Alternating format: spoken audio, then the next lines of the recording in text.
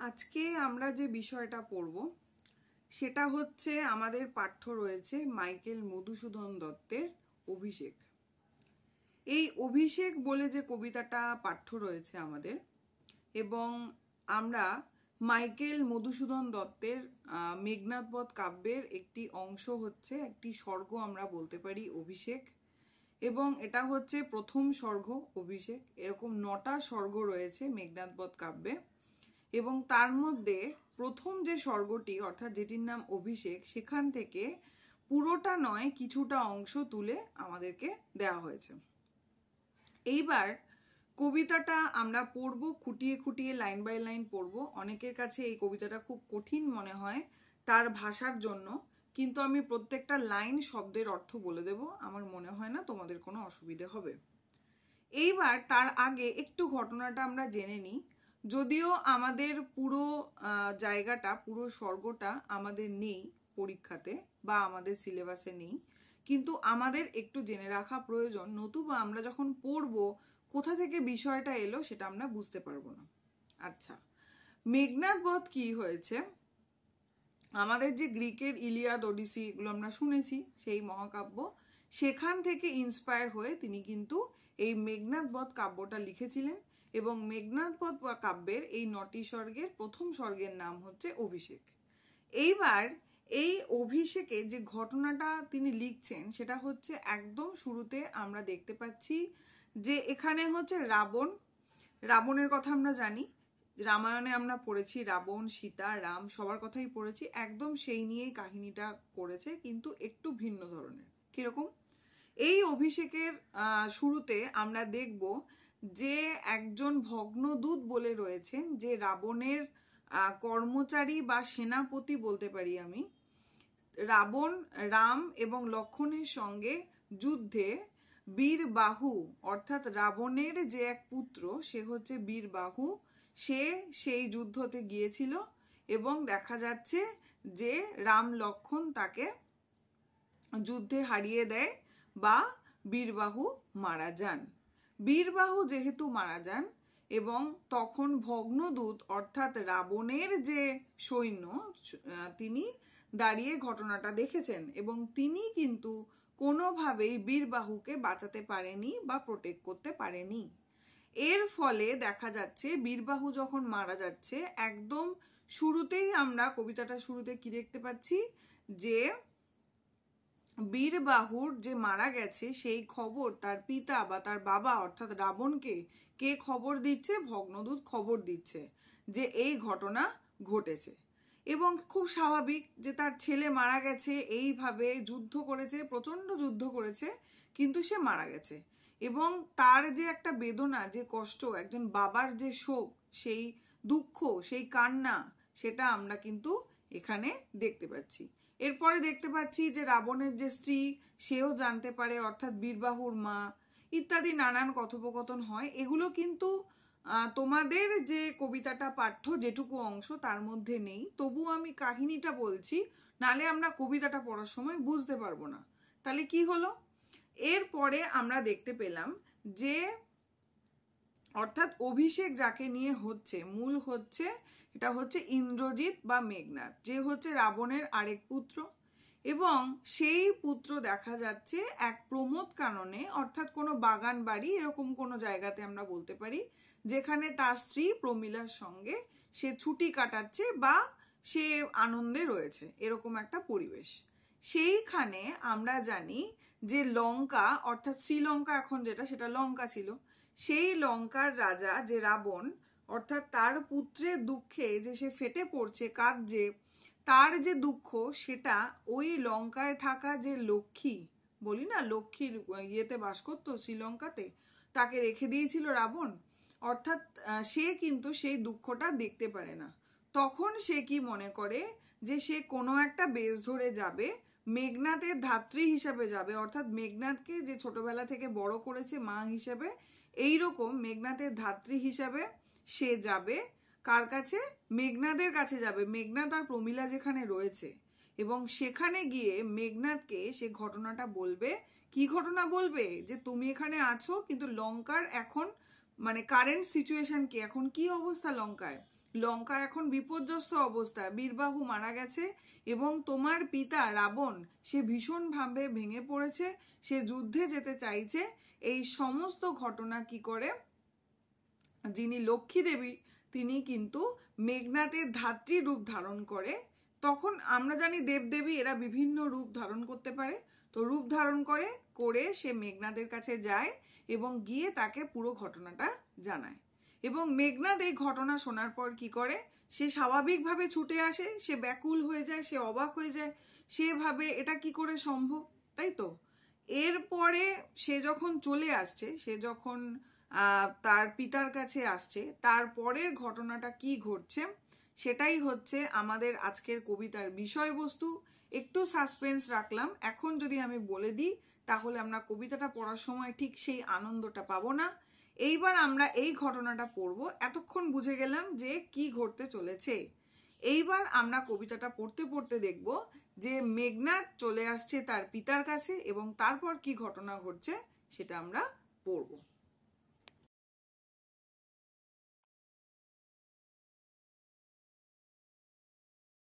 আজকে আমাদের পড়বার বিষয় হচ্ছে অভিষেক কবিতা। আচ্ছা, মাইকেল মধুসূদন দত্ত। আমি প্রত্যেকটা লাইন ধরে ধরে বলছি, খুঁটিয়ে খুঁটিয়ে লাইনগুলোর প্রত্যেকটার মানে বলতে বলতে যাব। কি বলছে কবিতাটা আমাদের বুঝতে হবে। কনক আসন ত্যাজি বীরেন্দ্র কেশরী, ইন্দ্রজিৎ প্রণমিয়া ধাত্রীর চরণে, কহিলা কি হেতু মাতো গতি তব আজি এ ভবনে। কি বলছে, কনক আসন ত্যাজি অর্থাৎ সে যেই আসনে বসেছিল সেই আসন থেকে সে উঠে দাঁড়ালো। বীরেন্দ্র কেশরীকে ইন্দ্রজিৎ অর্থাৎ মেঘনাথ, সে উঠে দাঁড়িয়ে কি করলো, ধাত্রীর চরণে প্রণাম করলো। অর্থাৎ সেই যে লক্ষ্মী দেবীর কথা বললাম, যিনি মেঘনাথের ধাত্রী সেজে গিয়েছিলেন, তাকে উঠে প্রণাম করলো। করে মেঘনাথ তাকে কি জিজ্ঞেস করছে, কি হেতু মাতো গতিতব আজিয়ে ভবনে, অর্থাৎ কি কারণে মা তুমি আজ এখানে এসেছো। ভবন মানে কি, তার গৃহ, এই ভবনে এসেছো। কহ দাসে লঙ্কার কুশল, বলো দাসকে বলো লঙ্কার কুশল, লঙ্কার কুশল বার্তা বলো, অর্থাৎ লঙ্কার খবর আমাকে জানাও। কে বলছে, মেঘনাথ বলছে। শিরচুম্বী ছদ্মবেশী অম্বুরারি সুতা, উত্তরিলা হায় পুত্র কি আর কহিব কনক লঙ্কার দশা। শিরচুম্বী মানে কপালে চুম্বন করে, তাই তো, কপালে চুম্বন করে। ছদ্মবেশী অর্থাৎ লক্ষ্মী দেবী ছদ্মবেশে গেছিলেন, ধাত্রীর ছদ্মবেশে, তাই বলছে ছদ্মবেশী অম্বুরারি সুতা। অম্বুরারি সুতা কথার অর্থ হচ্ছে লক্ষ্মী। তোমরা লিখে রাখো, অম্বুরারি সুতার নিচে দাগ দিয়ে পাশে লিখে রাখো লক্ষ্মী। লক্ষ্মী দেবী কি বলছেন, বলছেন হায় পুত্র কি আর কহিব কনক লঙ্কার দশা। হায় পুত্র তোমাকে আর কি বলবো, কনক লঙ্কার যে কি দশা সেটা তোমাকে কি বলবো। ঘোরতর রণে হত প্রিয় ভাই তব বীর বাহু বলি। ঘোরতর রণে অর্থাৎ মারাত্মক যুদ্ধ, রণ মানে কি, যুদ্ধ। মারাত্মক যুদ্ধে হত অর্থাৎ মারা গিয়েছেন কে, তোমার প্রিয় ভাই, তব কি, বীর বাহু বলি, অর্থাৎ বীর বাহু বলি হয়েছে কিসে, মারাত্মক যুদ্ধে তোমার ভাই বীর বাহু বলি হয়েছে। তার শোকে মহাসখী রাক্ষসাধিপতি সসৈন্যে সাজেন আজি যুঝিতে আপনি। তারই শোকে অর্থাৎ এই যে বীরবাহু মারা গেছে, বীরবাহুকে রাবণের পুত্র, সে মারা গেছে, তার শোকে মহাশোকী। মহাশোকী মানে কি, মহাশোকী মানে হচ্ছে মহাশোকগ্রস্ত, প্রচন্ড শোকে যে আচ্ছন্ন, প্রচন্ড দুঃখে যে রয়েছে তাকে আমরা মহাশোকী বলি। কে, রাক্ষসাধিপতি অর্থাৎ রাক্ষসদের অধিপতি। রাক্ষসদের অধিপতি কে, অর্থাৎ রাবণ। সসৈন্যে সাজেন আজি যুঝিতে আপনি, সে নিজের সৈন্য নিয়ে সাজছেন, অর্থাৎ যুদ্ধে যাওয়ার সাজ সাজছেন। কি করবেন, তিনি নিজে যুদ্ধ করতে যাবেন। এই খবর লক্ষ্মী দেবী দিচ্ছে হচ্ছে কাকে, মেঘনাথকে। এই জায়গাটা বোঝা গেছে নিশ্চয়ই। তারপরে আসি, জিজ্ঞাসিলা মহাবাহু বিস্ময় মানিয়া কি কহিলা ভগবতী, কে বধিল কবে প্রিয়ানুজ, মহাবাহু জিজ্ঞাসিলা, মহাবাহু, এখানে মহাবাহুটা কে? মহাবাহু হচ্ছে মেঘনাদ। মেঘনাদ তো অবাক হয়ে গেল শুনে, তাই বলছে বিস্ময়, অবাক হয়ে জিজ্ঞেস করছে কি কহিলা ভগবতী, মানে কি বলছো মা তুমি? ভগবতী মানে লক্ষ্মীকে বলছে। কে বধিল কবে প্রিয়ানুজে, প্রিয়ানুজে মানে প্রিয় অনুজ, তাই তো? প্রিয় অনুজ, প্রিয় ভাইকে কে কে বধ করলো? নিশারণে সংহারিনু আমি রঘুবরে, খণ্ড খণ্ড করিয়া কাটিনু বরশি প্রচন্ড স্বর বৈরী দলে। কি বলছে? নিশারণে, নিশারণে কথার অর্থ কি? নিশারণে মানে হচ্ছে নৈশ যুদ্ধ। নিশারণে দাগ দিয়ে লেখো নৈশ যুদ্ধ। নৈশ যুদ্ধে সংহারিনু, সংহারিনু মানে আমি বধ করলাম। নৈশ যুদ্ধে আমি তো বধ করলাম কাকে? রঘুবরে, রঘুবর মানে রামচন্দ্রকে আমি তো বধ করলাম। খণ্ড খণ্ড করিয়া কাটিনু বরশি প্রচন্ড স্বর বৈরী দলে, তাকে খণ্ড খণ্ড করে কাটলাম। বরশি প্রচন্ড স্বর বৈরী দলে, স্বর তালিবর্ষ বয়শূন্য, স্বর কথার অর্থ হচ্ছে তীর। তীর দিয়ে, বৈরী দল মানে কি? শত্রু, অর্থাৎ রাবণের শত্রু রাম, তাই তো? সুতরাং মেঘনাদেরও শত্রু, তাই তাই বলছে এই শত্রুদেরকে তো আমি শরবিদ্ধ করলাম, অর্থাৎ তীর দিয়ে তাদেরকে খণ্ড খণ্ড করে কেটে ফেললাম। তবে বার্তা, এই অদ্ভুত বার্তা জননী কোথায় পাইলে তুমি, শীঘ্র কহ দাসে। তাহলে তুমি এই অদ্ভুত বার্তা, এবার তো তার বিশ্বাস হচ্ছে না, আমি তো মেরেই ফেলেছি রঘুবরকে, তাহলে আবার কি করে সম্ভব? তাই বলছে এই অদ্ভুত বার্তা তুমি কোথায় শুনলে, আমাকে বলো তো শীঘ্র। এইবার লক্ষ্মী দেবী কি বলছে দেখো, রত্নাকর রত্নতমা ইন্দিরা সুন্দরী উত্তরিলাহায়, অর্থাৎ ইন্দিরা সুন্দরী বলতে এখানে লক্ষ্মীর কথা বলছে। লক্ষ্মী কি উত্তর দিচ্ছে? বলছে হায় পুত্র মায়াবী মানব সীতাপতি, তব স্বরে মরিলা বাঁচিয়া। কি বলছে? হায় পুত্র মায়াবী মানব, অর্থাৎ সে মানুষ, মানব মানে সে মানুষ, কিন্তু সে মায়াবী মানুষ, অর্থাৎ মায়া জানে। কে জানে? সীতাপতি, সীতাপতি মানে সীতার স্বামী, অর্থাৎ রামচন্দ্র। রামচন্দ্র এমন একজন মানুষ, সে কিন্তু মায়া জানে। তব স্বরে মরিয়া বাঁচিল, তুমি তাকে যতই মারো না কেন সে মরে গিয়ে আবার বেঁচে উঠল। যাও তুমি তরা করি রক্ষ রক্ষ কুল, তাড়াতাড়ি তুমি যাও তোমার কুলকে, অর্থাৎ তোমার বংশকে রক্ষা করো। বোঝা গেল? এরপর কি বলছে? মান রক্ষ কুলো মান একাল সমরে রক্ষ চূড়ামণি, অর্থাৎ তুমি, তোমাকে বার্তাটা, তোমাকে আমি খবরটা দিলাম, এবার তুমি তাড়াতাড়ি যাও, গিয়ে যেভাবেই হোক তোমার কুলের মান তুমি রক্ষা করো। ছিরিলা কুসুম দাম রোষে মহাবলী মেঘনাদ, ফেলাইল কনক বলয় দূরে, অর্থাৎ কুসুমদাম মানে কি? কুসুমদাম তার গলায় যে ফুলের মালা ছিল, তার রাগে মহাবলী মেঘনাদ, অর্থাৎ মেঘনাদ সেটা ছিঁড়ে ফেলে দিল, এবং তার হাতের যে কনক বলয়, অর্থাৎ হাতের যে চুড়ি, সমস্ত কিছু সে দূরে ছড়িয়ে দিল। পদতলে পড়ি শোভিল কুণ্ডল যথা অশোকের ফুল অশোকের তলে আভাময়। পদতলে পড়ে রইল কি?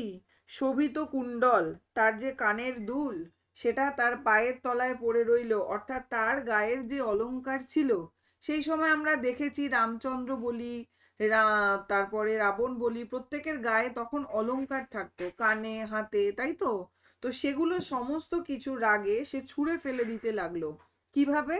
অশোকের ফুল অশোকের তলে আভাময়, অশোক ফুল মানে অশোকের যে ফুল যেরকম গাছের নিচে পড়ে থাকে, ঠিক তেমনি ভাবে। ধিক মোড়ে কহিলা গম্ভীরে কুমার, হা ধিক মোড়ে, ধিক মোড়ে মানে ছি ছি ছি ছি, মানে নিজেকেই সে তিরস্কার করছে। কেন তিরস্কার করছে? বৈরী দল বেড়ে স্বর্ণ লঙ্কা হেথা আমি বামা দল মাঝে, মানে আমার ওপর ধিক, আমার ওপর লজ্জা। কেন?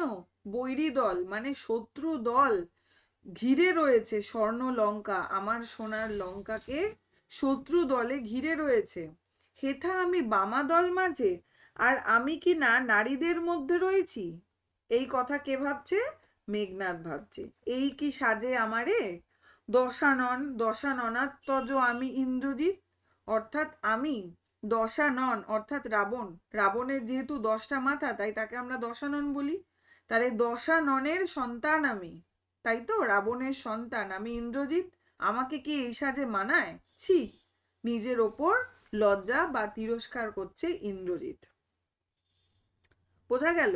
তারপরে কি বলছে? আনো রথ তড়া করি ঘুচা বয়ে অপবাদ বধিরি পুরলে, বলছে তাড়াতাড়ি রথ নিয়ে আসো, মানে এক্ষুনি সে লঙ্কায় যাবে এবং এই যে অপবাদ সে ঘোচাবে। অপবাদ মানে তার নিজের কাছে নিজের লজ্জা মনে হচ্ছে যে ছি ছি ছি ছি, আজকে লঙ্কার এই অবস্থা আর আমি বামাদলের মধ্যে রয়েছি, এই অপবাদ আমি এখনই ঘুচিয়ে দেব।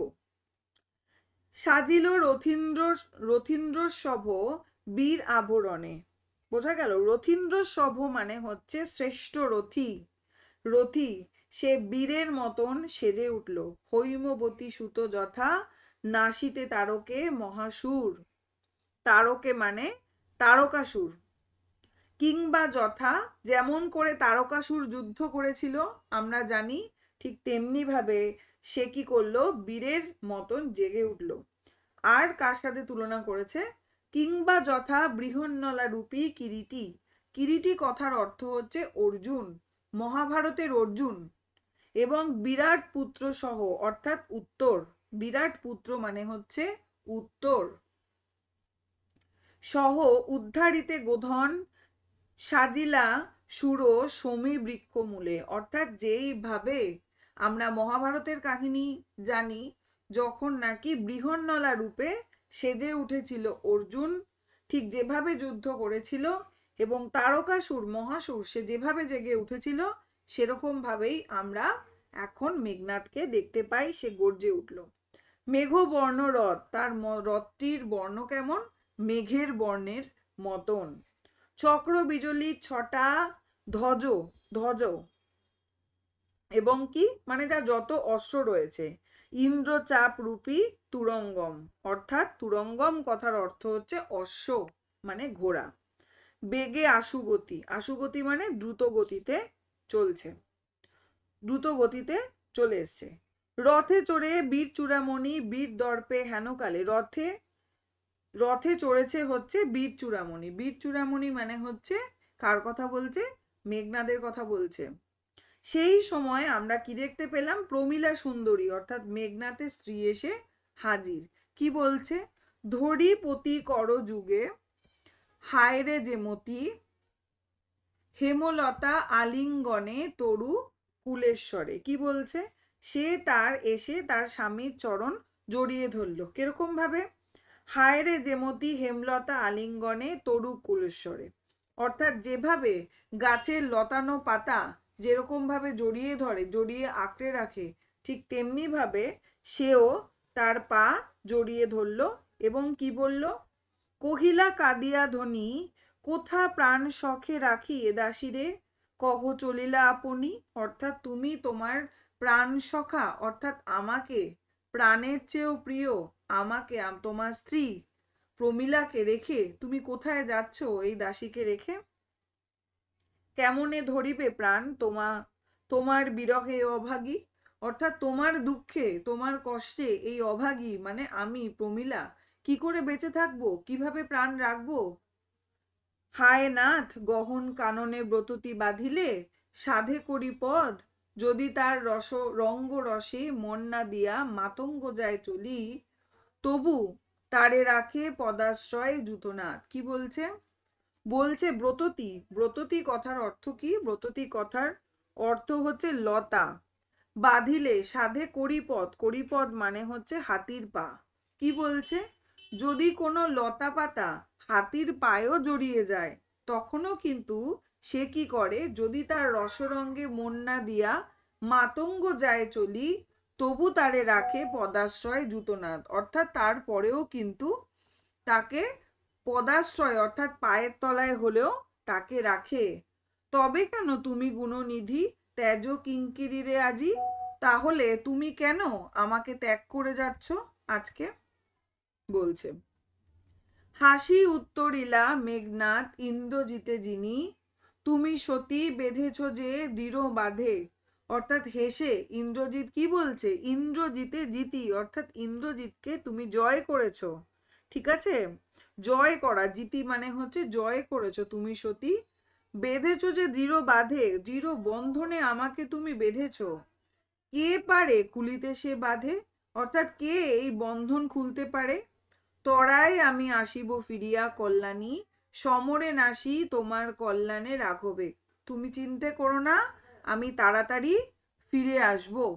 বোঝা গেল, আমি তাড়াতাড়ি ফিরে আসব। সমরে নাসি অর্থাৎ যুদ্ধে নাশ করব। কাকে?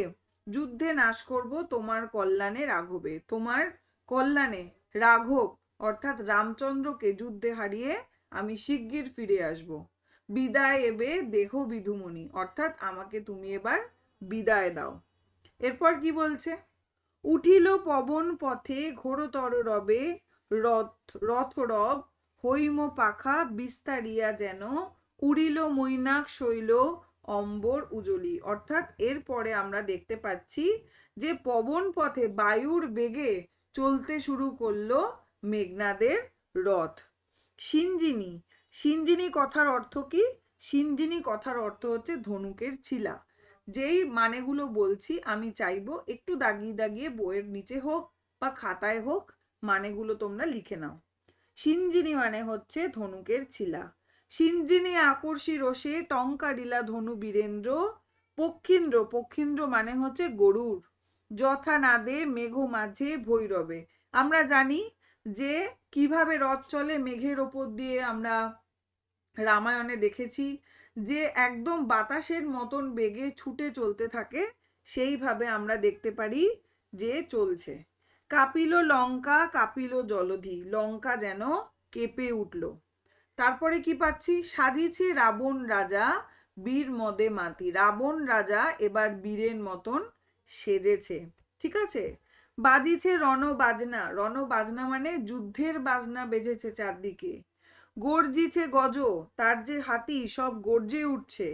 রেশে অশ্ব, অশ্ব মানে অশ্ব মানে কি ঘোড়া, হাতি সমস্ত কিছু গর্জে উঠছে। হুঙ্কারিছে পদাতিক রথি, উড়িছে কৌশিক ধ্বজ। কৌশিক ধ্বজ মানে কি? কৌশিক ধ্বজ মানে হচ্ছে রেশমি পতাকা। কৌশিক ধ্বজ মানে হচ্ছে রেশমি পতাকা। উঠিছে আকাশে কাঞ্চন কঞ্চু বিভা, মানে স্বর্ণ আবরণীর আলো। এটার মানে কি হলো? কাঞ্চন কঞ্চু বিভা মানে কি? বিভা মানে আলো, আমরা জানি। কিসের আলো? স্বর্ণ আবরণীর আলো। হেন কালে তথা দ্রুত গতি উতরিলা মেঘনাদ রথি। এই সময় আমরা দেখতে পাই যে অশ্ব থেকে কে নেমে এলো? মেঘনাদ রথি, অর্থাৎ মেঘনাদ নেমে এলো। নাদিলা কব্বুর দল হেরি বীরবরে মহাগর্ভে। কব্বুর দল মানে রাক্ষস দলের সঙ্গে মহাগর্ভে সে নেমে এলো। নমি পুত্র পিতার চরণে করজোরে কহিলা, কি বলছে? হে রক্ষ কুলপতি, শুনেছি মরিয়া নাকি বাঁচিয়াছে পুনরাঘব। অর্থাৎ সে নামলো, নেমে তাকে প্রণাম করলো, অর্থাৎ তার পিতাকে প্রণাম করলো। প্রণাম করে কি বলল? যে শুনেছি নাকি যে মানে রামচন্দ্র বেঁচে গেছে, আবার তাকে যে আমি বধ করেছিলাম সে নাকি মরে গিয়ে আবার বেঁচে গেছে। এ মায়া পিত বুঝিতে না পারি। এ কি ধরনের মায়া বাবা বা পিতা, আমি তো বুঝতে পারছি না। কিন্তু অনুমতি দেখো সমূলে নির্মূল করিব পামরে আজি। আমাকে তুমি অনুমতি দাও পিতা, আজকেই আমি কি করব? সমূলে নির্মূল অর্থাৎ গোড়া থেকেই উপড়ে দেব, অর্থাৎ আবার আমি তার বংশনাশ করব, রামচন্দ্রকে মেরে ফেলবো। ঘোর সরানলে করি ভস্য বায়ু অস্ত্রে উড়াইব তারি। কি বলছে? তার সমস্ত যে অশ্ব ঘোর সরানলে অর্থাৎ এমন ঘোরতর যুদ্ধ করব, তাকে ভস্য করে দেব। ঠিক আছে, বায়ু অস্ত্রে তাকে উড়িয়ে দেব। কোন অস্ত্রে? বায়ু অস্ত্রে। নতুবা বাঁধিয়া আনি দিব রাজপদে, নত তাকে কি করব? তার রাজপদে তোমার সামনে আমি নিয়ে আসব। আলিঙ্গি কুমারে চুম্বি শির মৃদুস্বরে উত্তর করিলা, তবে স্বর্ণ লঙ্কাপতি। এইবার সমস্ত কিছু শুনে তাকে আলিঙ্গন করলো, কাকে? কুমারকে, অর্থাৎ তার সন্তানকে। রাবণ মেঘনাদকে আলিঙ্গন করলো মানে জড়িয়ে ধরলো, তার কপালে চুম্বন করলো এবং মৃদুস্বরে কি বলল? বলল, রাক্ষস কুলশেখর তুমি বৎস, তুমি রাক্ষস কুলের ভরসা, অর্থাৎ তুমি একমাত্র রয়েছ এখন রাক্ষস কুলের ভরসা। একাল সমরে নাহি চাহে প্রাণ মম পাঠাইতে তোমারে, অর্থাৎ এই যে কাল সমর অর্থাৎ যুদ্ধ, এই যে ভয়ানক যুদ্ধ, এই যুদ্ধে আমার মন চাইছে না তোমাকে পাঠাতে। হায় বিধি বাম মমপতি। কে কথাটা বলছে? রাবণ বলছে, হায় বিধি বাম মমপতি, অর্থাৎ বিধি মানে কি? কপাল, আমার ভাগ্য। ভাগ্য কি? বাম হয়ে রয়েছে, ভাগ্যই আমার বিরূপ রয়েছে আমার প্রতি, তাই এই ঘটনা ঘটছে। কে কবে শুনেছে পুত্র ভাসে শিলা জলে, অর্থাৎ কে কবে, তুমি কিছু শুনেছো যে শিলা কখনো জলে ভাসে? শুনতে পেয়েছো? অর্থাৎ এখানে আমরা কোনটা বুঝতে পারলাম শিলা জলে ভাসে?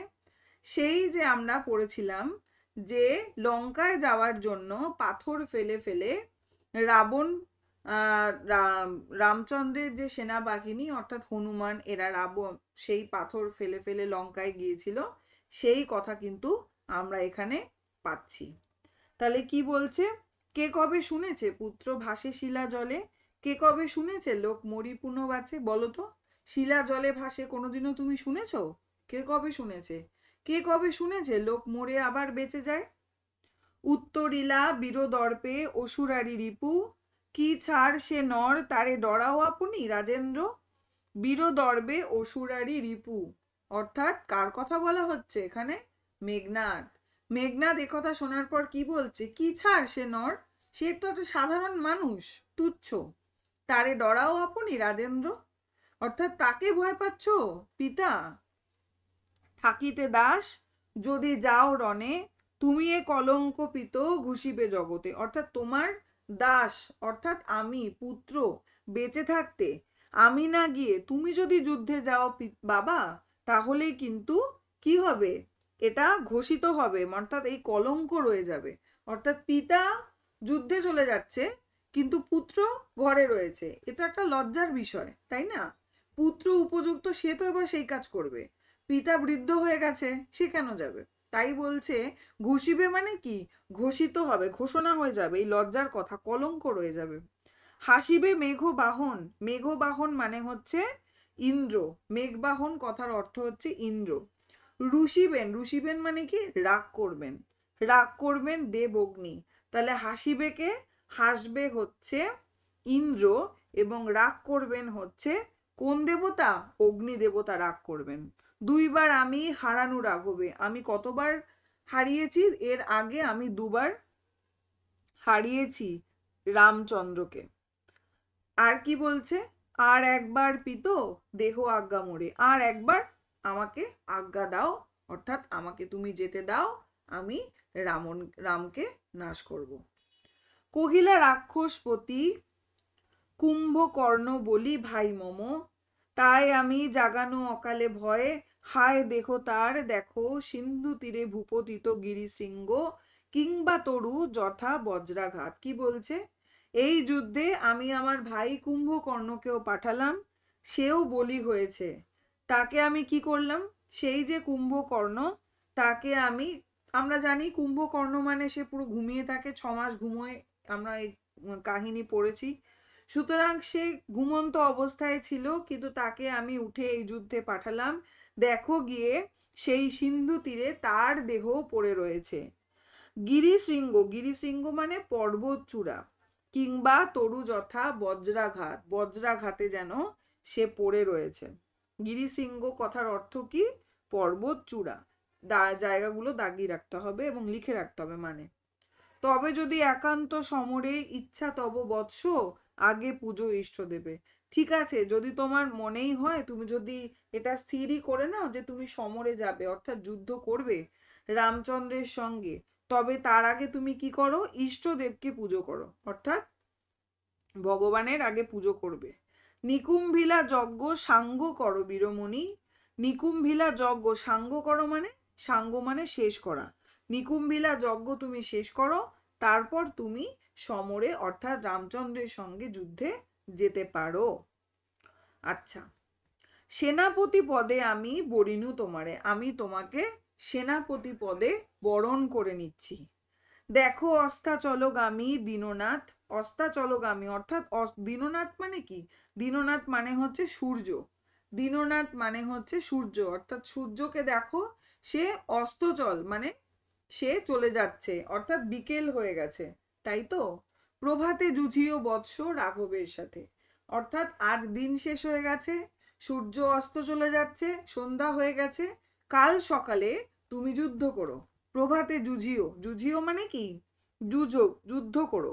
কার সঙ্গে? রাঘবের সঙ্গে, রামচন্দ্রের সঙ্গে। এতে কহিলা রাজা যথাবিধি লয়ে গঙ্গোদক অভিষেক করিলা কুমারে। এত কথা বলে রাজা বলতে রাবণের কথা বলা হচ্ছে। সে তারপরে কি করলে? যথাবিধি লয়ে গঙ্গোদক, গঙ্গোদক মানে আমরা কি জানি? গঙ্গার জল।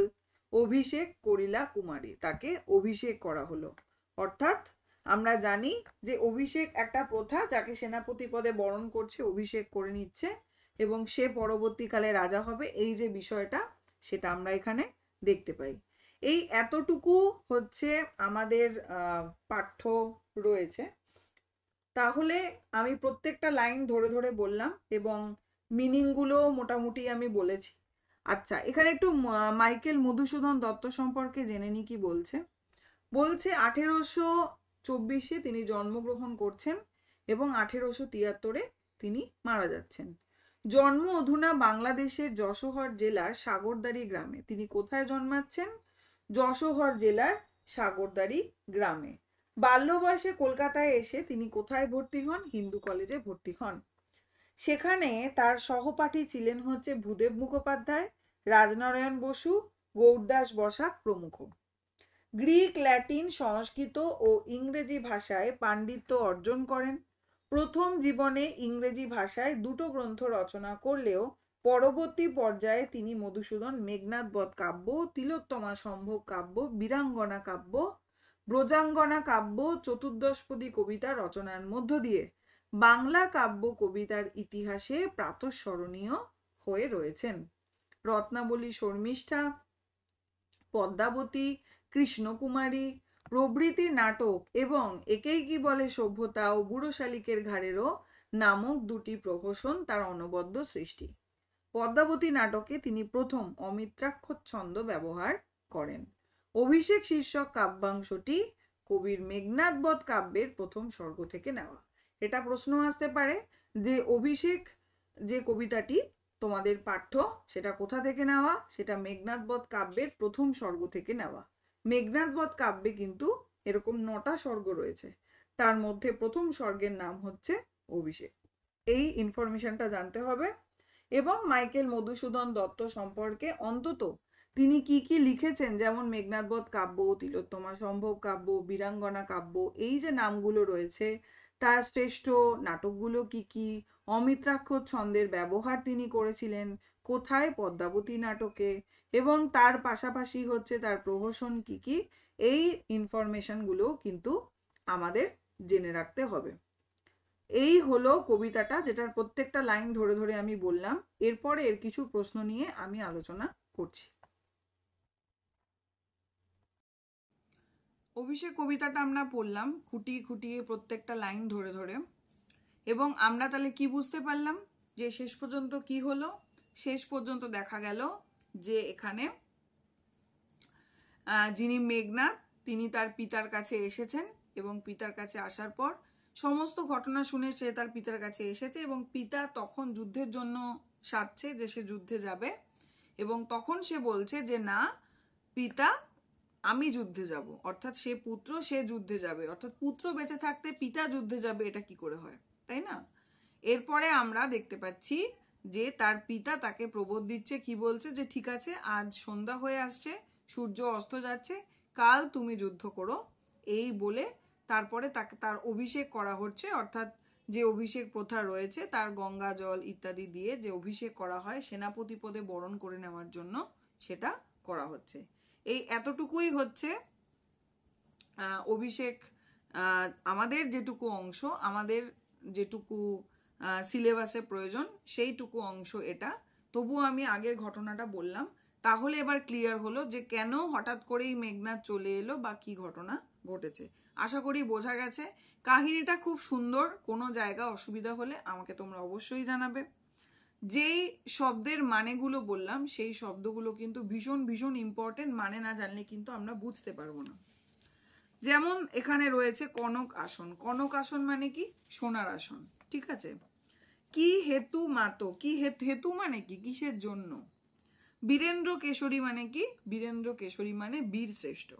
যুজিতে মানে যুদ্ধ করতে।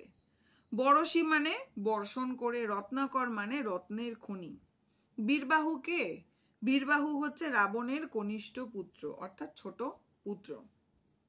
সংহারিণু মানে কি? বিনাশ করব। বৈরী দল মানে শত্রু দল। রত্নাকর মানে সমুদ্র রত্নাকর, সমুদ্রের শ্রেষ্ঠ যে রত্ন, যে নারী, সেটা হচ্ছে রত্নাকর। কুসুম দাম মানে ফুলের মালা। কনক বলয়, কনক বলয় মানে কি? সোনার বালা। এগুলো পড়তে পড়তে আমরা কিন্তু বলেছি। বামা দল মানে হচ্ছে নারী বৃন্দ, ঠিক আছে। রিপু দল মানে কি? রিপু দল মানে হচ্ছে শত্রুদের দল। হৈমবতী সুত মানে হিমালয়ের কন্যা উমা, অন্য নাম হচ্ছে হৈমবতীর কথা বলা হয়েছে। বৃহন্নলা মানে বিরাট রাজার গৃহে নপুংসক বেশি অর্জুনের ছদ্মনাম। অর্জুনের ছদ্মনাম ছিল হচ্ছে বৃহন্নলা।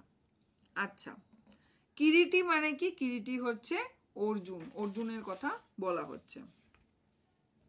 শমী বৃক্ষ মূলে মানে বাকল জাতীয় গাছ যেগুলো হয় সেগুলোকে বলা হয় শমী বৃক্ষ মূল।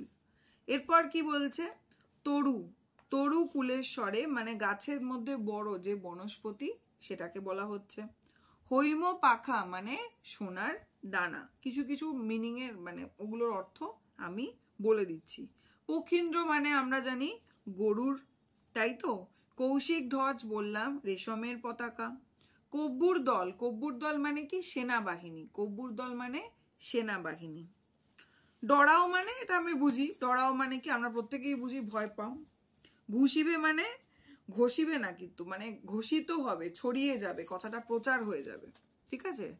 গঙ্গোদক মানে গঙ্গা জল। হারানু মানে হারাইছি। দীননাথ মানে জানি সূর্য। এবং কি? মেঘ বাহন অর্থাৎ মেঘ যার বাহন তাকে বলে মেঘ বাহন, অর্থাৎ কি বলছে? ইন্দ্র। তারপরে কি? বেড়ে মানে হচ্ছে বেষ্টন করে।